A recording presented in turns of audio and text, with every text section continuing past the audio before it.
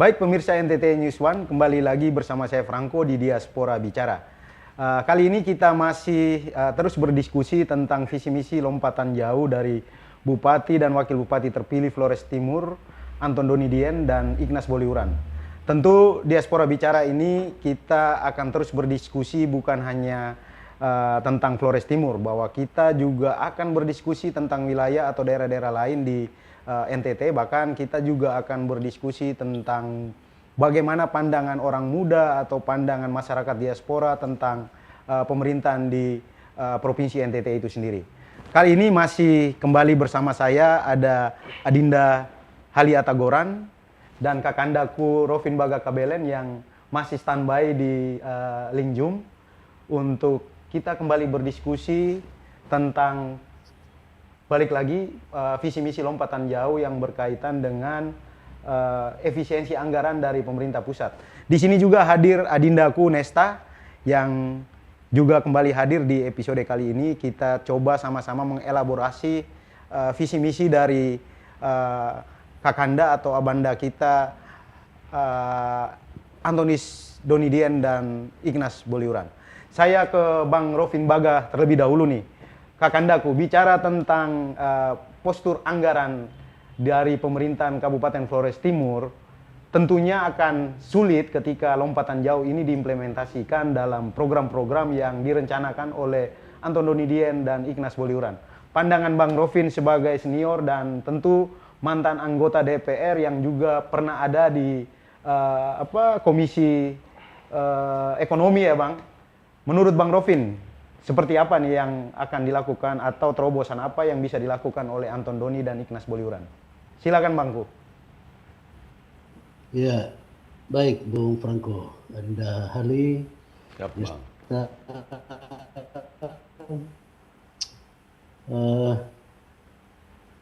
Bisa tentang anggaran daerah ini kan ketika di perencanaan itu kan pendapatan belanja ya. Nah, bicara tentang pendapatan ini, ya Flores Timur ini salah satu kabupaten yang jatuh bangun hidup matinya tergantung APBN, tergantung dari pusat. Karena kabupaten mandiri itu ya sejauh ini saya tahu itu dua, itu Badung, Kutai Kartanegara. Karena mereka itu hidup dari PD-nya. Badung sendiri itu PD dari pariwisata saja itu 1 tahun atau 7 triliun lebih. Itu malah jauh lebih besar daripada APBD satu provinsi NTT. Nah, begitu pun Kutai Kartanegara. Nah, bagaimana untuk kita Flores Timur bisa biayai semua program kegiatan yang lahir oleh kata visi misi. Jadi begini, pendapatan kita itu kan Flores Timur kan 1,1 triliun. Dan 1,1 triliun itu biayai sekian banyak program kegiatan yang tersebar di semua OPD. Tersebar dia. Nah, dari semua pendapatan itu sumbernya dari DAK, kemudian dengan PAD. Nah, DAU kita dalam 1 tahun APBD itu sudah hampir 60% sudah habis di belanja pegawai. Sudah habis di belanja pegawai. Dia menyisakan 30% lebih. Nah, kalau pola pengelolaan keuangan, kalau dulu itu dia berhenti sekitar kalau tidak salah tahun 2022. Itu DAU kita itu dia turun, kemudian tergantung pemerintah daerah yang kelola. Dia lakukan perencanaan dengan memanfaatkan DAU yang ada. Tapi sekitar 3 tahun terakhir itu sudah ada pola baru. DAU itu dia sudah terkategori dalam 2 kelompok besar. DAU spesifik dan DAU blok grant. Nah, spesifik grant itu dia sifatnya hampir sama seperti DAK. Menunya sudah turun, sudah ada dari pemerintah pusat itu. Itu tidak bisa diotak-atik. Maka dia menyisakan sedikit sekali, sekitar berapa persen itu untuk belanja-belanja yang silakan diatur oleh pemerintah daerah. Ya. Sehingga menjadi begitu sulit, apalagi situasi sekarang di masa kepemimpinan Presiden Prabowo dengan lakukan efisiensi secara nasional. Nah, maka praktis daerah dituntut untuk menggenjot belanja-belanja yang bersumber dari pendapatan asli daerah. Nah, bagaimana caranya sampai kita? bisa kita andalkan, sementara kondisi PD kita terjun bebas di beberapa tahun terakhir. Itu satu soal. Nah, PD kita terakhir itu kan terakhir di sama DPR itu kan dia di 53 miliar kalau salah realisasi terakhir. Nah, bicara PD itu tertinggi ketika di tahun terakhir di zamannya Pak Bupati Pak Yosni waktu itu. Dia sekitar 72 miliar. Tapi setelah itu dia turun terjun sampai di angka 54 miliar. Target 70 lebih tapi dari 54. Itu artinya bahwa bicara PD kita belum bisa bicara banyak. Sebenarnya sumber-sumber penerimaan kita itu besar. Sebenarnya. Tapi kita masih lamban dalam berkreasi, berinovasi untuk bisa bagaimana kelola sumber-sumber penerimaan kita sebagai sumber untuk peningkatan PD kita.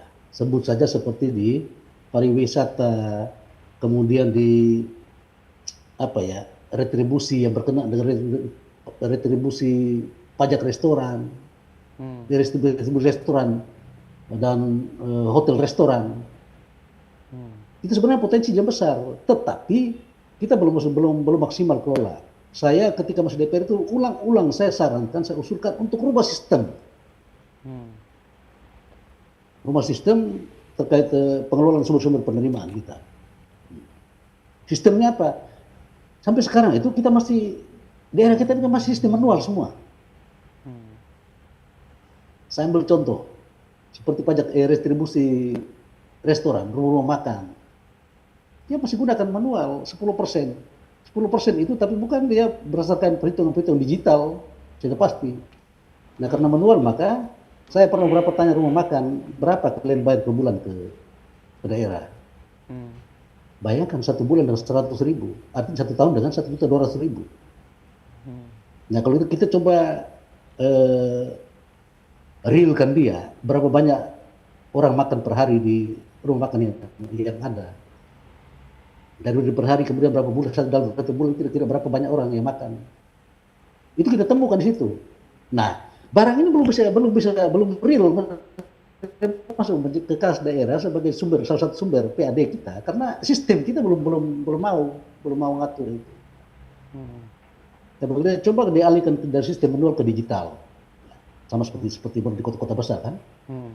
Nah, itu pasti Pak, kalau 10% pun angkanya pasti di situ langsung store masuk ke kas daerah. Nah, itu kita belum punya itu. Terus yang kedua, potensi kita kalau kita lebih agak sombong sedikit ya bicara tentang PD, itu potensi kita di pariwisata itu sebenarnya masih bisa juga di pariwisata. Tetapi salah satu destinasi wisata yang sudah bertahun-tahun dibiayai dengan APBD itu tiap tahun juga tidak berkontribusi besar signifikan untuk PAD kita. Paling 20 juta, 30 juta, apa yang kita mengharap kalau PD dari 20 juta, 30 juta. Karena model pengelolaan kita juga belum bisa. Maka saya itu ulang saya sarankan. Pariwisata destinasi wisata kita itu, dia akan berdampak, berimplikasi pada PAD kita kalau pengelolaan itu jangan lagi oleh pemerintah. Pemerintah bertugas untuk mempersiapkan sarana-prasarana fasilitasnya. Pengelolaan tidak perlu pemerintah. Cari pihak ketiga yang berkapasitas, punya kemampuan, dari semua sisi, entah itu permodalan semua. Tapi tidak boleh ada pihak ketiga. Biarkan dia kelola dengan visi bisnis dia, kemampuan dia. Saya yakin dan percaya bahwa sektor pariwisata bisa berkontribusi lebih untuk kalau kita bicara tentang PAD dari sektor pariwisata. Kemudian yang berikut juga kita bersumber daya alam itu sebetulnya yang masih cukup besar.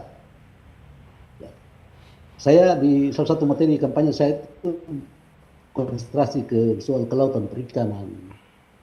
Fokus saya itu bagaimana PPI Amangkarapati itu bisa kita kelola secara baik. Karena di situ salah satu sumber yang luar biasa.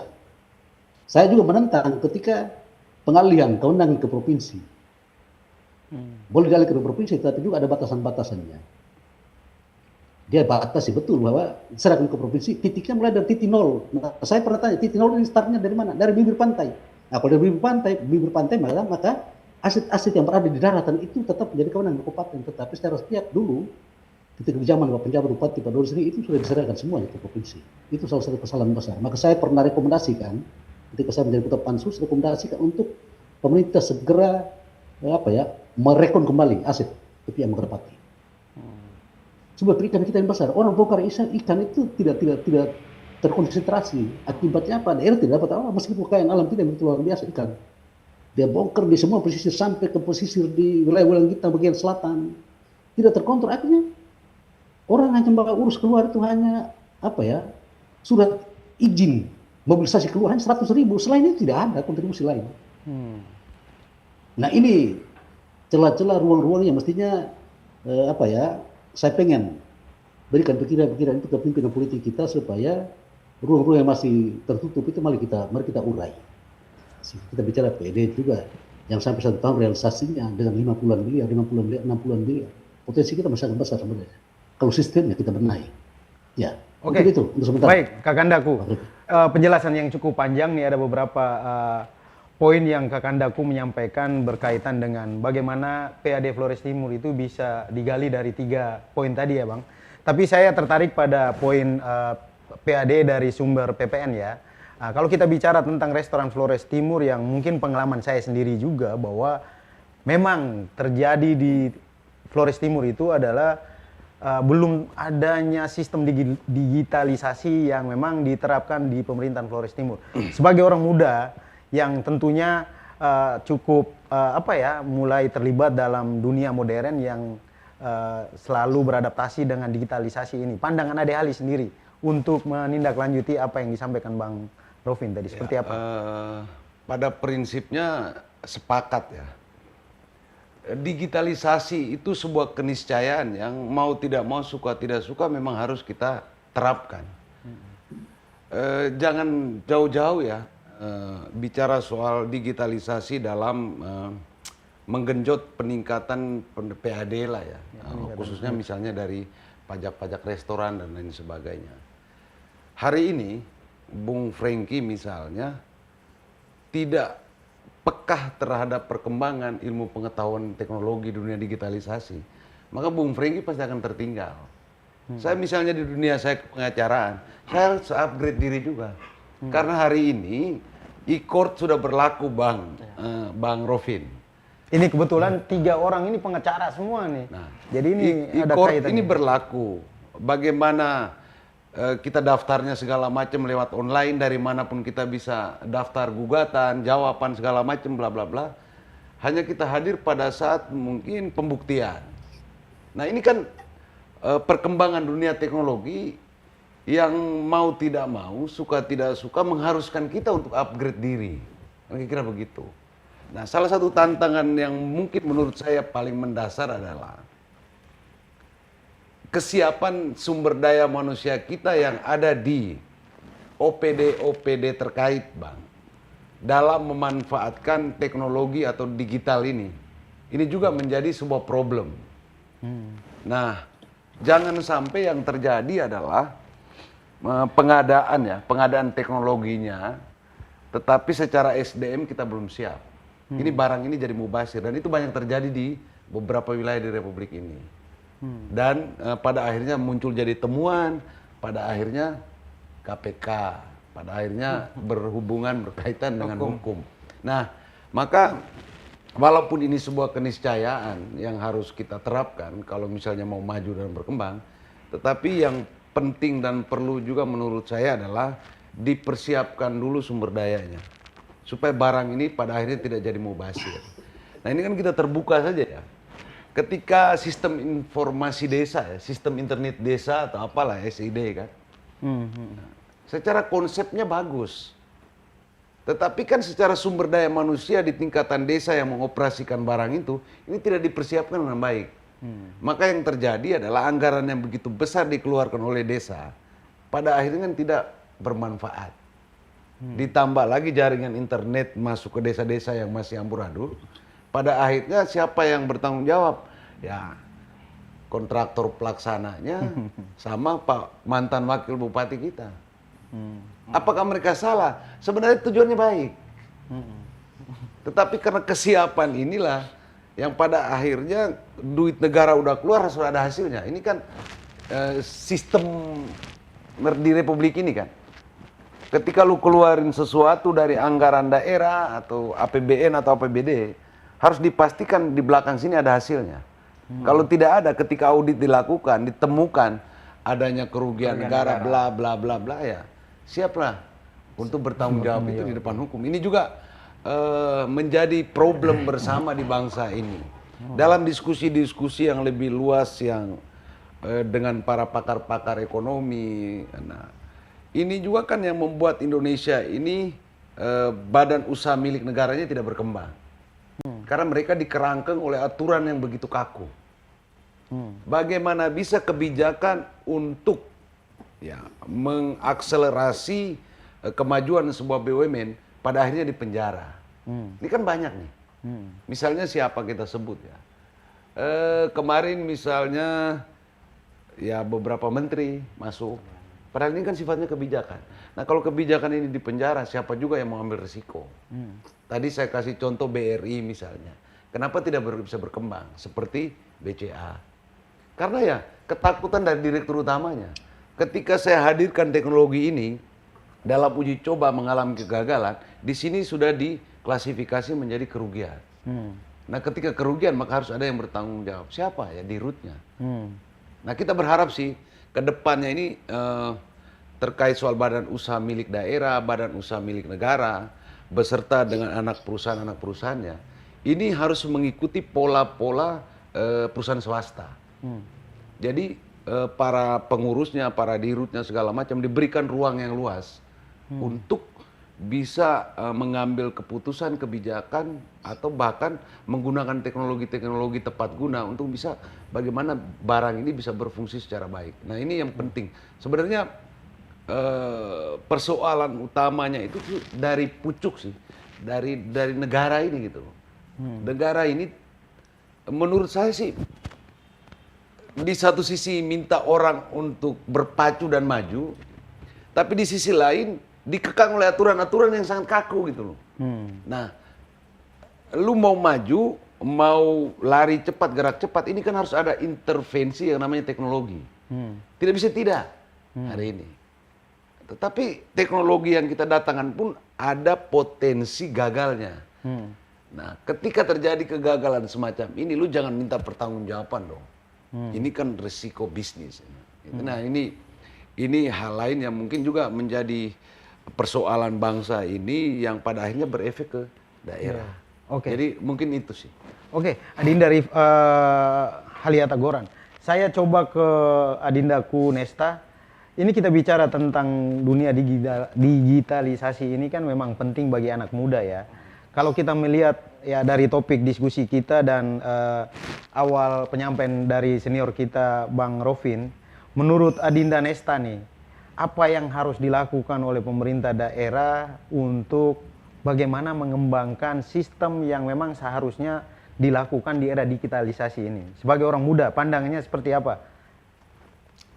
Pertama-tama saya tanya ke Pak Rovin, izin Pak, kalau boleh tahu PAD Flores Timur itu sumbangan paling besar dari mana? Karena yang menurut informasi yang paling besar itu dari rumah sakit ya. Dari rumah sakit. Jadi kalau misalnya rumah sakit itu kan kita tahu itu kan pelayanan kesehatan. Pelayanan publik lah. Pelayanan publik. Di negara-negara maju itu pelayanan kesehatan itu digratiskan. Artinya harus ada perubahan paradigma yang radikal. Artinya bagaimana agar rumah sakit ini tidak menjadi sapi perahan, tanda kutip. Butuh sebuah keberanian. Seperti dijelaskan oleh Bung Hali tadi bahwa kalau salah-salah pun akhirnya bisa masuk penjara.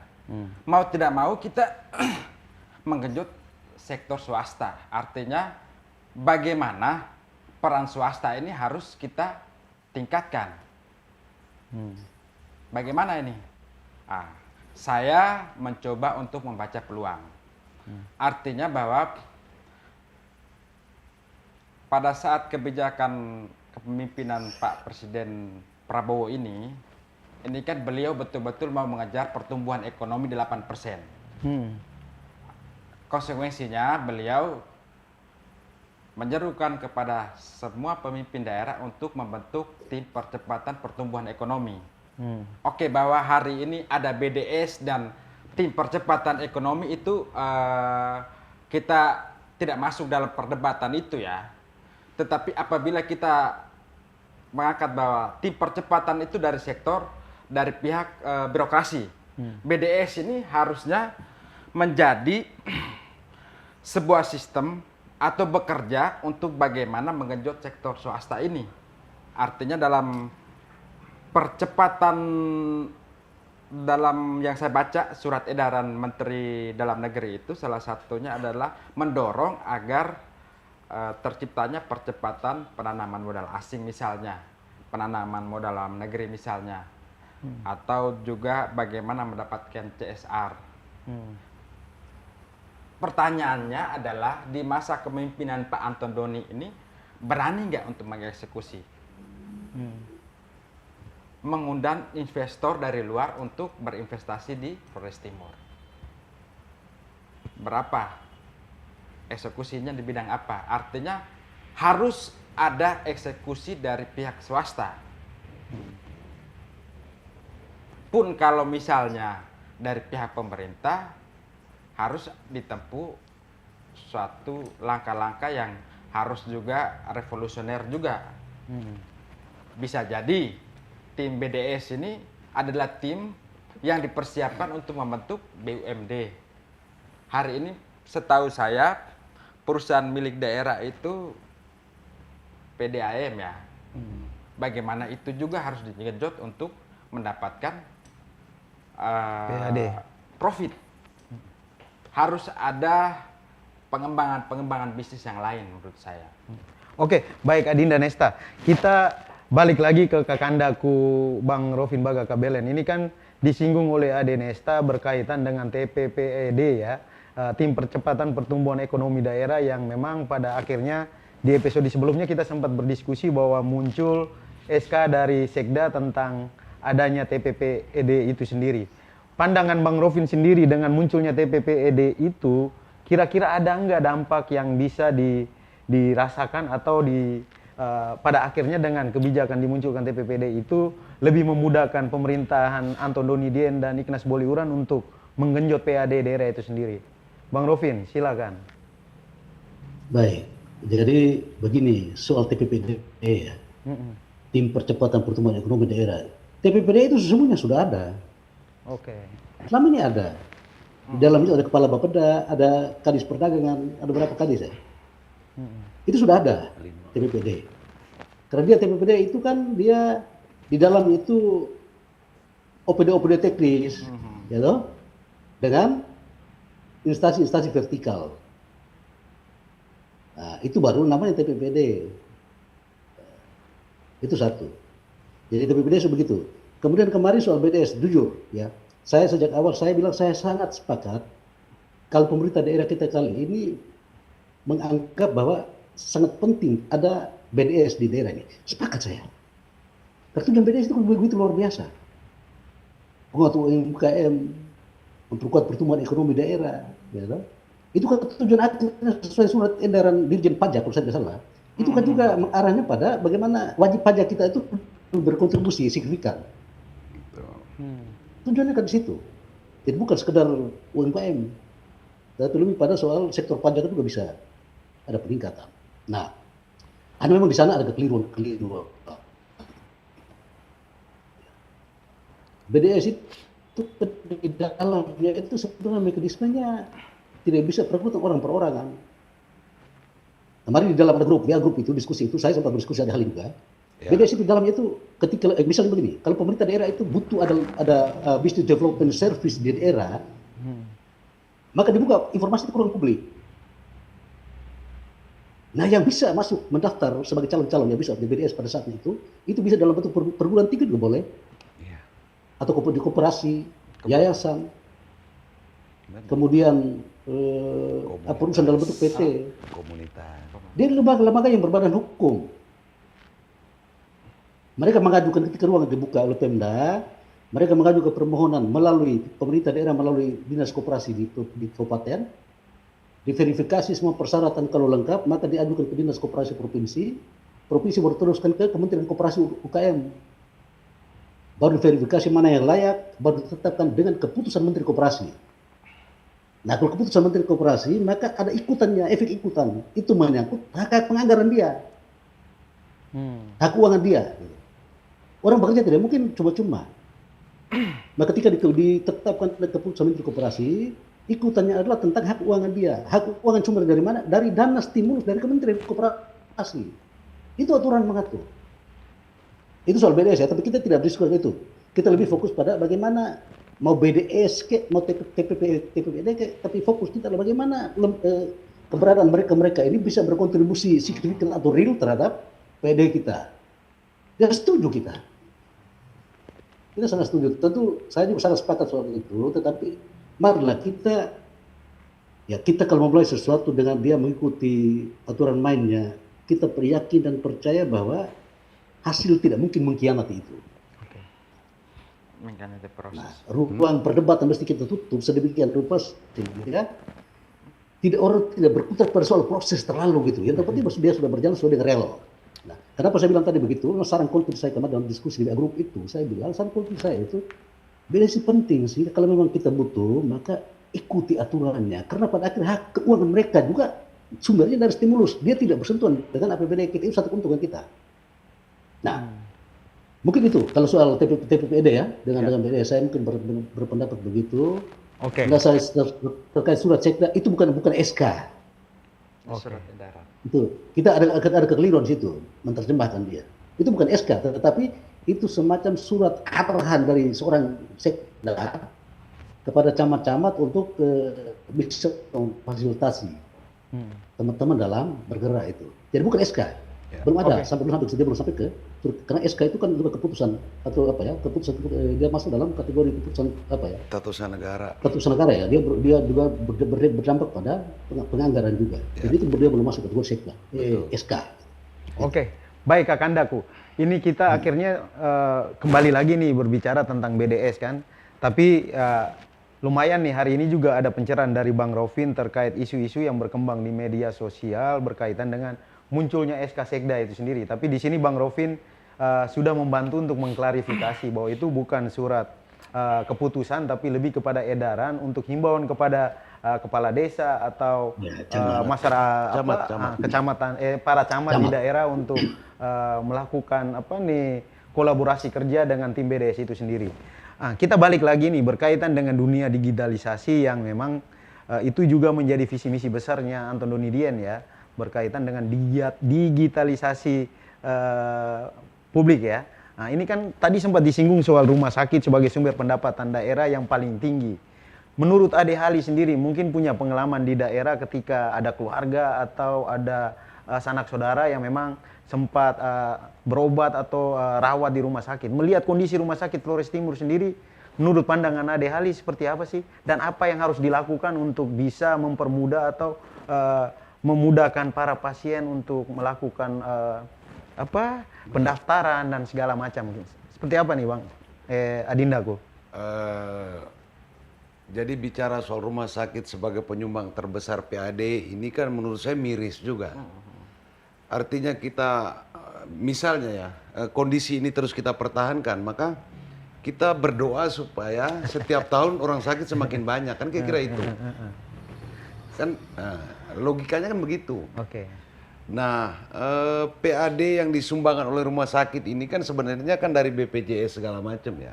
Karena rumah sakit di sana ini kan semua masuk kan lewat BPJS itu. Dan tadi juga saya agak koreksi ya, Saudara Nesta, bahwa di negara maju rumah sakit itu gratis. Bukan gratis. Masyarakat tidak bayar, yang bayar adalah pemerintah. Nah, dari mana? Dari pajak rakyat gitu loh. Ya, tapi tetap aja tuh maksudnya dari ini kita sayang inilah biar jangan sampai kita berpikir bahwa hari ini juga saya ke rumah sakit gratis. Ya toh. Tapi gratis yang dimaksud itu kan saya bayarkan lewat iuran BPJS. Yang dikelola oleh lembaga yang nama BPJS. Terus rumah sakit berurusan sama BPJS. Nah, begitu pula di Flores Timur. Nah, kalau melihat kondisi rumah sakit Flores Timur buat saya miris. kelas VIP ya, VIP di Flores Timur itu kurang lebih ada 6 kamar. Saya pernah waktu bapak saya sakit rawat di situ dan saya lihat kondisinya AC yang sudah rusak kurang lebih 8 bulan itu masih belum diperbaiki. Terus yang kedua, ini juga sekaligus masukan untuk pemerintah hari ini bahwa yang mengurus rumah sakit itu harus orang yang tepat. Orang yang belajar yang namanya manajemen rumah sakit. Dia walaupun dokter, walaupun perawat, tapi tidak pernah mengambil pendidikan spesialisasinya adalah manajemen rumah sakit. Saya khawatir. Nah, ini juga menjadi catatan serius untuk pemerintahan Kabupaten Flores Timur hari ini. Yang berikutnya lagi kita bicara soal tenaga kesehatan yang ada di Flores Timur. Berapa banyak sih dokter ahli yang ada di rumah sakit umum daerah? Rasa-rasanya sih mungkin dokter umum ada beberapa orang, dokter ahlinya hanya 1 mungkin ya. Nah, terus dokter anestesi misalnya. Ini kan wajib ada di rumah sakit. Karena dokter anestesi inilah dokter pertama yang harus bekerja sebelum adanya operasi. Kan itu. Nah, pertanyaannya, dokter-dokter yang sebelumnya ya, dibiayain sama pemerintah Kabupaten Flores Timur, Bang Rofin. Koreksi kalau saya salah. Yang mendapatkan beasiswa dari pemerintah Kabupaten Flores Timur, apakah ada kontrak yang ditandatangani setelah lulus, lu mengabdi berapa tahun di sini, itu ada atau tidak? Ini juga yang menjadi kekhawatiran bersama, Bos. Sekolah dibiayain oleh rakyat Flores Timur, terus hari ini kita belum minta pertanggungjawabannya. Atau misalnya 1 tahun yang lalu, Dokter Erik, anaknya Pak Eke, Stefanus Eke, pada masa pemerintahannya Bang Anton Hajon, meminta rekomendasi dari Flores Timur untuk mengambil spesialisasinya ya, dokter spesialis. Nah, ini kan memang ketika pemerintah Flores Timur memberikan rekomendasi untuk memudahkan yang bersangkutan mengambil spesialisnya, maka kan harus ada kontribusi untuk Flores Timur. Minimal 1 atau 2 tahun lu mengabdi di situ. Ya. Nah, hal-hal semacam ini saya pikir penting juga untuk kita suarakan. Atau misalnya dokter-dokter umum yang ada di sana yang masih muda-muda bisa juga difasilitasi, tapi dengan catatan-catatan. Setelah selesai, lu harus di sini karena sangat sulit, Bos. Cari dokter spesialis untuk bertugas di Flores Timur dengan bayaran segitu. Nah, ini iya. Nah, terus terkait soal tadi yang Abang Rofin bilang dari sektor pariwisata. Dari dulu kita gaungkan tentang pariwisata, baik skala provinsi NTT maupun skala kabupaten-kabupaten. Hari ini pariwisata yang cukup maju untuk wilayah NTT itu yang kita ketahui hanya Labuan Bajo. Selebihnya ya belum menunjukkan bahwa ini sebagai industri, sebuah industri pariwisata. Kenapa Labuan Bajo maju? Itu pun karena intervensi pemerintah pusat yang menjadikan Labuan Bajo sebagai destinasi wisata premium gitu kan. Karena di situ ada keunikannya komodo. Tapi kalau tidak pun nasib Labuan Bajo seperti dulu kita zaman-zaman SMP atau SMA. Sama aja. Sama saja. Nah, caranya seperti apa sih untuk memajukan pariwisata? Kita bicara pariwisata ini tadi saya sepakat Bang Rofin. Infrastruktur dulu yang kita siapkan. Nah, terus yang kita jual apa? Apakah pantai? Mohon maaf. Di tempat-tempat lain masih ada juga banyak pantai yang lebih indah dari di Flores. Ya, tuh. Terus apa yang kita mau jual? Sudah biaya mahal ke sana, dapat pantainya pun di tempat lain yang jangkauannya lebih dekat, harganya lebih murah kita bisa dapatkan. Nah, di Flores Timur kita harus menentukan satu keunikan. Dalam diskusi dengan beberapa volunteer asing yang hari ini masih nginap di kampung, Saya bertanya, kenapa kalian sangat betah di kampung ini? Ketika 3-4 bulan tinggal, pulang menangisnya udah kayak keluarga meninggal. Nah mereka itu ternyata tertarik dengan budaya kita. Kehidupan keseharian kita. Bukan soal pantainya yang bagus. Mereka bilang pantai di kampung kami juga banyak. Tapi kenapa kami betah tinggal di sini, kami tertarik untuk hadir di NTT. Nah ini karena budayanya. Nah itu nilai lebih kita gitu. Titi jagung itu menjadi sesuatu yang sangat sesuatu lah buat mereka. Makan sirip pinang itu menjadi sangat sesuatu buat mereka. Tenun. Nah makanya pariwisata kita ini banyak orang hari ini salah kaprah. Pariwisata dia bicara soal pantai, dia jualan soal meko. Nah itu enggak laku bos. Saya orang Flores Timur yang datang ke Meko 1 kali ya bang. Saya tidak punya niat keinginan untuk datang kedua kalinya. Begitu pula misalnya saya datang ke Indah Burak, sekali cukup saya datang udah. Saya tidak terpanggil lagi untuk datang kedua kalinya. Tapi kalau saya ke Bali, setelah sekali datang, saya pengen datang lagi.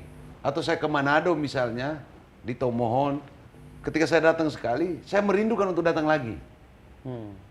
Nah ini yang value lebih atau ya sesuatu yang iya daya tariknya itu loh. Nah itu yang mungkin perlu sehingga menggenjot yang namanya PAD itu. Terus saya punya keyakinan Bang Rofin, PAD kita tahun ini turun. Karena selama ini kan ibaratnya kita pindahkan uang sangkuk dari kantong kanan ke kiri kan. Ya. Pajak proyek infrastruktur abang dengan proyek infrastruktur yang semakin berkurang akibat efisiensi misalnya atau sejak itu berdampak langsung terhadap ekonomi daerah. PAD. Nah dari dulu kan mau bangun proyek, ya kan anggaran 1 M, pajaknya sekian, store loh. Nah kalau tidak ada pembangunan, berarti kan pasti mengalami penurunan. Begitu pula rumah sakit. Sehingga saya sepakat Bang Rofin, pendekatan teknologi tepat guna itu menjadi penting. Tetapi lagi-lagi ini harus dipersiapkan secara hati-hati, dipersiapkan secara baik supaya ujung akhirnya tidak ada yang menjadi korban yang bertanggung jawab secara hukum sih, kira-kira itu. Oke, baik. Ini kan contoh yang lumayan banyak nih disampaikan oleh Adindaku Alia Tagora nih. Artinya kan kita bicara tentang pariwisata di Flores Timur itu kan harapan orang atau pandangan orang itu kan tadi seperti yang Ali sampaikan bahwa berbicara pariwisata bicara pantai, bicara laut, tapi ternyata ada juga potensi lokal atau budaya lokal atau tradisi tradisional yang mungkin ada di daerah itu yang bisa dijual. Nah, pandangannya Bang Rofin sendiri nih, kira-kira apa yang harus dilakukan oleh pemerintah daerah berkaitan dengan kreativitas yang memang harus dilakukan oleh Dinas Pariwisata sehingga PAD itu sendiri tidak hanya bersumber pada pariwisata laut atau pantai yang seperti disampaikan Adindaku Halia Tagoran. Bang Rofin, silakan. Ya, saya sering pernah bilang begini, bicara pariwisata di Flores Timur, kita belum waktunya untuk bermimpi terlalu jauh untuk pariwisata. Bahwa berpotensi dia sebagai salah satu sumber penerimaan untuk mendongkrak PAD, ya. Ada. Tapi itu belum jadi fokus karena memang Flores Timur belum masuk kategori daerah tujuan wisata. Ya. Dia masih daerah sanggahan wisata sebagai penyangga, daerah penyangga wisata. Jadi belum tujuan wisata. Nah kita punya potensi yang bisa kita gerakkan. Maka saya bilang tadi, pemerintah itu hanya bertugas untuk menyiapkan sarana-prasarananya, sarana-sarana fasilitas pendukung. Pengelolaan itu tidak lebih akan menjadi tidak berkualitas kalau dikelola oleh pemerintah sebagai Pemda. Saya ambil contoh begini, memang kita wisata pantai tidak mencatatkan, tidak bisa, belum bisa. Ya sebenarnya kalau bicara tentang keaslian alam, keindahan alam Bali sebenarnya tidak lebih indah dari Flores Timur sebenarnya. Tapi mereka sangat profesional mengelola. Semuanya menunjang sehingga alam yang seperti kita di sini yang tidak pernah tersentuh, mereka sentuh, mereka urus, mereka kelola, itu menjadi sumber penerimaan yang betul luar biasa. Tapi kita di sini kan belum pernah tersentuh. Nah sudah tersentuh sekalipun cuma beberapa titik menjadi destinasi. Seperti air panas. Air panas itu kalau tidak halus sudah sekitar 3-4 miliar selesai. Tapi hasil akhirnya apa juga? Karena pemerintah kelola terus sampai dia punya apa ya, yang dibangun dengan kayu, jalan di antara apa bako-bako itu. Akhirnya hancur semua juga. Karena tidak terurus.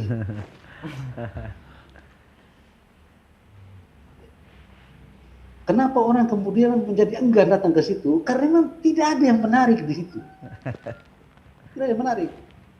Kenapa tidak menarik? Karena memang tidak ada sarana-prasarana yang dipersiapkan. Pemerintah hanya bangun sedikit, itu kemudian selesai. Mereka kelola, mengharapkan orang datang yang selain celup air, kaki sedikit air panas, selesai. Nah, apa yang mau dapat di situ? Maksud saya begini, seperti Pantai Meko kan, Pantai Pasir Meko, Pulau Pasir Meko.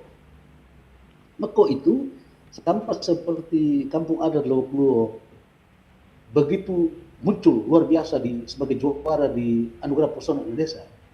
Kita bangga bahwa wilayah kita juara 1, Lowok Luo sebagai juara 2 di apa ya, di bidang apa? Desa wisata budaya. Setelah itu apa yang kita banggakan? Selesai. Contoh seperti Lowok Luo ya, itu saya cari sumber di luar untuk bisa masuk ke Lowok Luo, tapi dari pemerintah tidak pernah ada. Apalagi Meko dengan status tanah yang bukan tanah pemerintah. Kita kendala satu di situ. Waktu saya bilang pendekatan terus dilakukan oleh elemen masyarakat adat di sana supaya ya diatur sedemikian rupa. Pemerintah bisa persiapkan sarana-prasarana lain di sana, model kerjasama seperti apa dengan desa masyarakat di setempat. Pengelola yang serahkan ke sana, cari pihak ketiga yang berkompeten, yang punya kemampuan baik dari sisi permodalan juga dia oke. Dia kelola dengan konsep bisnis dia. Sehingga dengan sedikit yang ada itu dia berkontribusi. Kalau dia orang kelola dan konsep bisnis itu dengan inovasi dia akan nampak hal yang menarik dibangun. Nah seperti yang Adi Hali sampaikan tadi, seperti di mana tadi ya, Toraja atau di Bali. Di Bali. Ya karena diatur sedemikian rupa ya. Banyak hal menarik dibangun, disiapkan, akan orang ke sana menikmati fasilitas yang disiapkan. Kita di sini tidak ada. Kalau coba pemerintah siap fasilitas itu, kemudian serahkan, cari pihak ketiga yang punya kemampuan baik, bicara kerjasama, berapa persen dari penghasil itu kas daerah. Dan saya bilang waktu sama di DPR, saya bilang jangan berpikir yang banyak-banyak. Cukup fokus pada destinasi yang ada, anggaran yang sudah keluar, ada 3-4 titik. Fokus itu dulu. Dan kita Flores Timur bukan daerah tujuan akhir, tujuan wisata. Jadi kita masih daerah penyangga wisata. Penyangga. Baik, Kak Kandaku. Iya. Nah, mudah-mudahan ini juga menjadi closing statement dari Kak Kandaku Rovin. Saya ke Adinda Hali untuk sekaligus closing statement nih. Harapan dari Adindaku untuk pemerintah ke depan berkaitan dengan bagaimana supaya sumber PAD itu sendiri bisa meningkat. Silakan. Tadi yang seperti Bang Rovin sampaikan bahwa pihak ketiga, kerjasama pihak ketiga ini kan tidak bisa langsung dengan pemerintah ya Bang ya. Maka harus ada muncul di situ misalnya badan usaha milik daerah yang harus bisa mampu mengelola itu supaya fokus perhatian pemerintah itu hanya pada pekerjaan-pekerjaan yang memang seharusnya mereka kerjakan selama ini. Berkaitan dengan menggenjot PAD dari sektor-sektor lain misalnya tadi yang disampaikan Bang Rovin, retribusi misalnya. Nah ini pun kan harus ada kan. Fasilitas pemerintah daerah yang digunakan oleh para pengusaha, baru pemerintah daerah punya hak untuk menarik retribusi. Kan itu kan. Misalnya sarana parkir. Kalau mau pemerintah lu siapin dulu tempat parkirnya baru bisa tarik retribusi. Retribusi ini kan pungutan langsung. Ya toh, berbeda dengan pajak. Retribusi itu pungutan langsung. Maka di Flores Timur misalnya dengan amburadulnya parkiran yang ada, ini kita bicara, kalau misalnya parkir itu ditata dengan baik, nah potensi retribusinya besar. Misalnya ikan, oke bahwa dari bibir pantai menuju ke laut itu miliknya provinsi. Tapi pertanyaannya, kalau misalnya ikan itu ditaruh di TPI darat, misalnya. ya kan? Tapi lagi-lagi pemerintah daerah punya kontribusi apa nih? Sehingga Minimal lu siapin apa, timbangan ke? Atau misalnya kopra misalnya. Lu siapin aja pengukur kadar airnya. Artinya kan ada fasilitas pemerintah daerah yang digunakan, disitulah bisa dijadikan alasan untuk narik retribusi. Jadi sesederhana itu sebenarnya. Tinggal bagaimana ya kabak hukum kita, Bang, ya kan, berpikir agak kreatif untuk Menciptakan regulasi ya? Bukan soal menciptakan, mensiasati. Nah, bahasa lebih tepatnya mensiasati. Bahwa kalau ini dibilang punya provinsi, gue siapin di sini dong. Penampungan sementara misalnya, ya kan? Atau menyediakan box-box. Cool store gitu ya. Yang bentuknya kotak ini memang box-box, kardus segala macam. Yang paling penting dari retribusi itu pemikiran yang konyol, yang sederhananya itu. Ketika pemerintah punya kontribusi, dia berhak untuk narik retribusi. Jadi sesederhana itu sih. Dan ini mungkin masukan penting juga buat kabak hukum kita supaya tidak hanya terpaku pada aturan-aturan yang normatif, tetapi minimal punya daya analisa yang kuat untuk mensiasati supaya barang ini bisa jadi sesuatu. Itu kalau kita bicara itu. Oke, baik. Makasih Adinda Kuhali. Singkat nih, 1 menit buat Ade Nesta. Closing statementnya. Kalau saya sih untuk PR bagaimana meningkatkan pendapatan ASI daerah, memang mau tidak mau kita butuh pihak swasta. Artinya dalam bahasanya Pak Rovin tadi pihak ketiga. Ya kalau saya sih simpelnya, kalau mau cepat, artinya panggil satu investor atau pengusaha untuk dia monopoli usaha apa nih? Biar dia yang urus nih terkait bisnis yang ada di situ.